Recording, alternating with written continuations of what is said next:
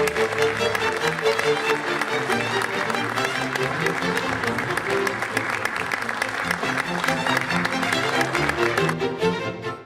no soy tan ordenada como Manuel, que trae 1, 2, 3, 4. También voy a hablar de los retos de la educación superior, pero me da mucho gusto ver que vamos a tener distintos enfoques, a pesar de que, bueno, lo que quiero decir, estoy absolutamente de acuerdo con todo lo que dijo Manuel y comparto muchos de los problemas y muchas de las frustraciones que encontramos los que estamos a cargo de programas de educación a distancia en nuestras instituciones, pues por las inercias, por lo difícil que es cambiar.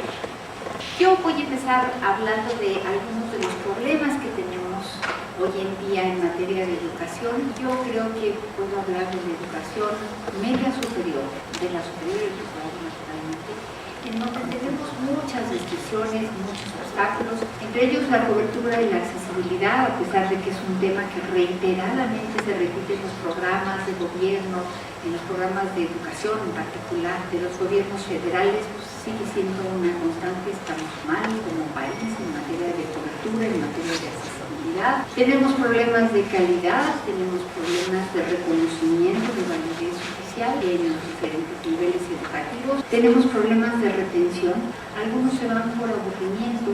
Ya tenemos documentados varios estudios de caso en donde pues hay jóvenes que se aburren en la escuela y parece que a las instituciones educativas estamos poniendo oídos sordos ante esas señales de que hay que revisar los procesos de enseñanza y de aprendizaje. También tenemos problemas de retención porque muchas familias se ven en la necesidad apremiante de que todos sus miembros contribuyan al ingreso familiar, entonces se ven obligados ante la imposibilidad de compatibilizar el trabajo en la escuela, no se ven obligados a abandonar la escuela.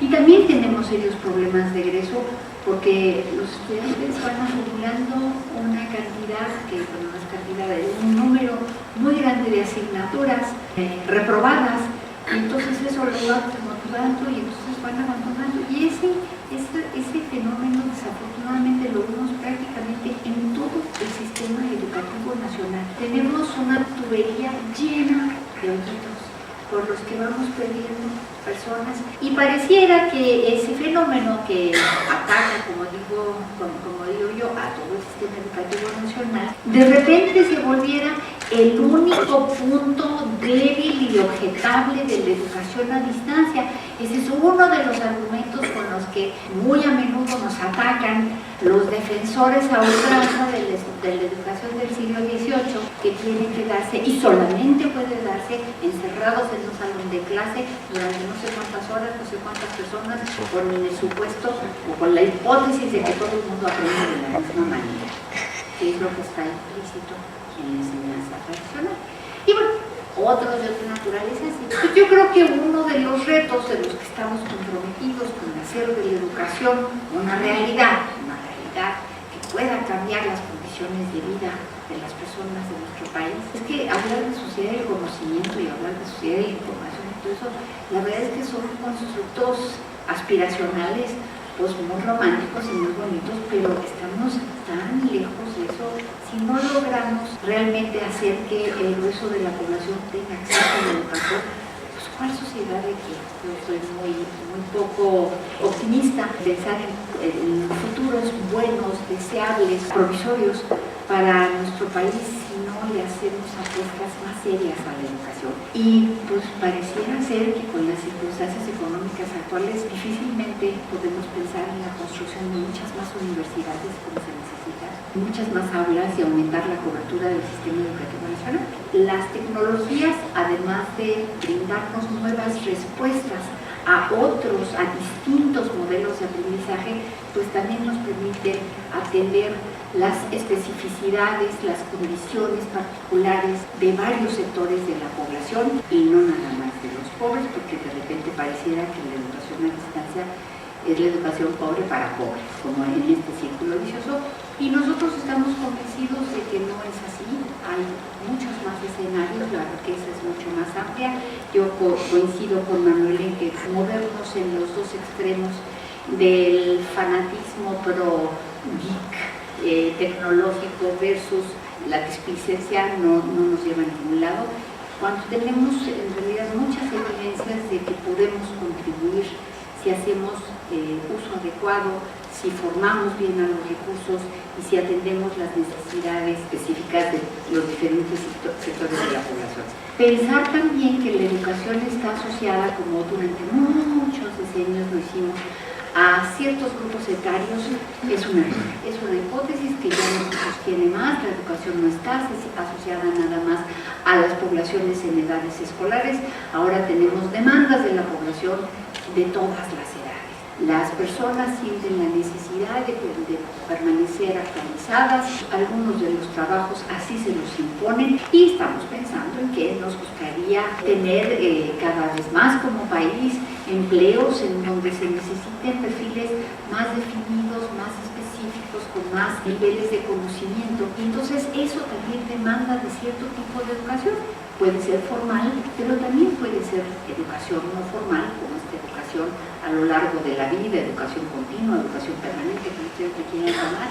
Pero esa particular demanda educativa tiene especificidades como estas que señalo yo aquí: poca disposición de tiempo, imposibilidad de traslados en ciudades como ya Guadalajara, desde hace muchos años, la Ciudad de México, ya Monterrey y algunas otras ciudades intermedias en nuestro país. Por un lado tenemos esa situación, esa característica, digamos, un diagnóstico rápido, y por otro lado que los programas educativos pues no todos llegan a la población que a lo mejor podría incorporarse por distancia, porque no tenemos una cobertura nacional. Yo recuerdo la altísima concentración de los centros dedicados a las ciencias sociales y a las humanidades en el Distrito Federal. Yo creo que el Colegio de Michoacán fue uno de los primeros, y eso pues ya viendo con claridad es una tendencia a incorporar las tecnologías, a que más instituciones consideren la posibilidad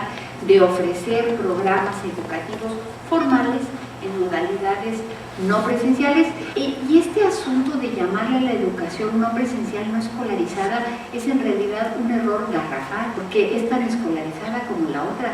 Tenemos semestres, tenemos planes de estudio, cuerpos colegiados que evalúan, tenemos procesos muy claramente definidos, igual que en la educación formal presencial. Yo los invito a que no hablemos de educación escolarizada y no escolarizada, sino que hablemos de educación en modalidades presenciales y no presenciales, o en educación mediada por tecnologías, que eso es. Quiero confesar que esta gráfica la bajé de internet del portal de la Secretaría de Educación Pública y que en el 2012 registra un pedazo azul que corresponde a educación normal. No pude encontrar a qué se refiere. Y ahora que están tan de moda las normales, por razones equivocadas y muy tristes, por cierto, pero que muchos estudiosos del sistema educativo nacional están empezando a arañar el tema de las normales, y en particular en las normales rurales, pues valdría la pena ver de qué se trata ese segmento que tiene peso, ¿no?, en el 2012 y que en el 2013 no aparece, de educación aparentemente no escolarizada, dice la SEP, yo digo no presencial, en el sistema educativo nacional. Pero también lo que vemos con entusiasmo, con crecimiento vigoroso, es la participación del posgrado. Cada vez hay un mayor número de posgrados y cada vez hay un mayor número de estudiantes de posgrado en modalidades no presenciales. Sin embargo, seguimos teniendo estos cuestionamientos de los que hablaba Manuel al principio y que yo retomé hace un momento, sobre esta percepción de que la educación a distancia es la educación para las personas que de otra forma no tendrían que acceder a la escuela, que de otra, que cuando les tocaba por edad ir a la escuela no pudieron hacerlo, por lo general por razones económicas, como señalábamos antes. Y entonces pareciera que es inevitable que esta referencia a una universidad que brinda una segunda oportunidad, o una tercera o una cuarta, necesariamente tiene que estar asociada a una segunda calidad o una segunda categoría. Y entonces yo creo que parte de las estrategias de legitimación de estas modalidades no presenciales iniciales tienen que ver con los retos de la educación a distancia. ¿Qué es esto? La aplicación rigurosa de metodologías educativas, enfoques modernizadores, uso de referentes y de paradigmas nuevos para una vieja tradición del magisterio, apertura a nuevos entornos formativos en donde hay una mayor participación, una mayor actividad por parte del educando y la incorporación temprana de las tecnologías. Con mucha frecuencia escuchamos que nuestros hijos, nuestros nietos o los niños nacen ahora con un chip. Pues no es tan así. Y hay mucha literatura que habla sobre los mitos de estos nativos digitales, inmigrantes digitales. No es tan así, porque los usos, el enfoque, el propósito con el que se usa la tecnología es muy distinta a lo que hacen los adultos de lo que hacen los niños. En general, los niños y los jóvenes usan la tecnología fundamentalmente para comunicarse a pesar de que muchas veces están cara a cara. Hay muchas caricaturas, me gustaron mucho sus caricaturas, por cierto, muy apropiadas. Lo que tenemos que hacer es preparar a esos jóvenes, a esos niños, a esos adultos, a que aprendan a utilizar las tecnologías con fines justamente de formación. Yo creo que esta incorporación de las tecnologías nos va a posibilitar por mucho cambiar el panorama educativo del país, nos va a posibilitar formar mejor a nuestros profesores, nos va a permitir formar mejor a los estudiantes en un papel mucho más activo, pero también nos permiten generar, construir, diseñar materiales mucho más novedosos, mucho más interactivos, mucho más modernos, digamos, que hacen que los estudiantes se sientan más comprometidos, y entonces la apuesta es a que no tengamos abandonos del sistema escolar por aburrimiento. Sin embargo, pues otro de los retos que tenemos, porque decimos que la educación a distancia sirve mucho para incorporar a algunos grupos marginados, para impulsar la inclusión y tal, pero uno de los retos o de los problemas que tenemos muy serios en nuestro país es el de la conectividad. Y el de la conectividad pues, va asociado desde luego con este tema de saber aprovechar todas las bondades y todas las oportunidades que nos dan las tecnologías. Nosotros podemos tener materiales maravillosos, pero si no hay conectividad, si las personas no pueden pagar infinitum, por decir alguno, o si no pueden pagar, realmente vamos a tener muchos problemas y muchas limitaciones. Entonces, tenemos un reto muy grande que es este de incorporar con el sesgo, permítanme la expresión, del aprendizaje, saber cada vez más, de estar más conectados y de aprovechar todo lo que tenemos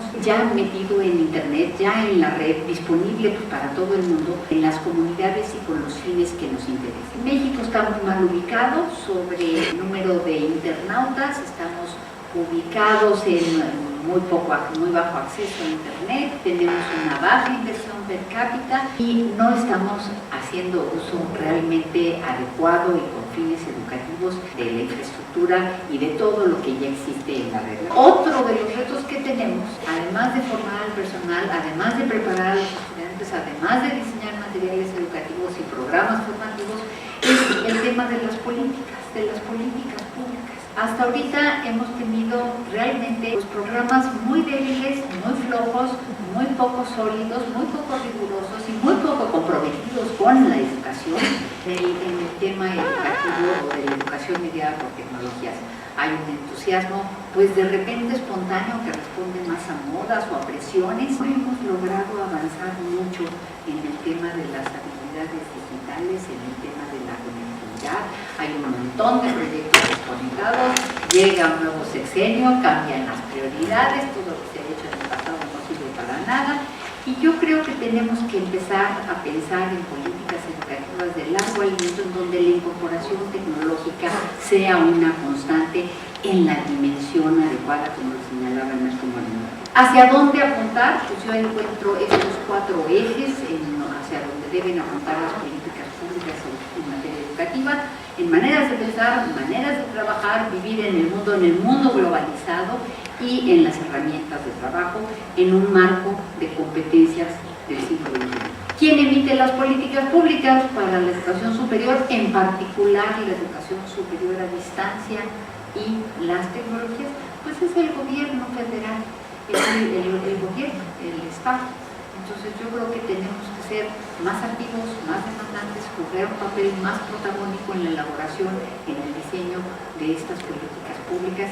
Ya están en el imaginario, digamos, por lo menos aparece en el Plan Nacional de Desarrollo, hagámoslo realidad. Muchas gracias.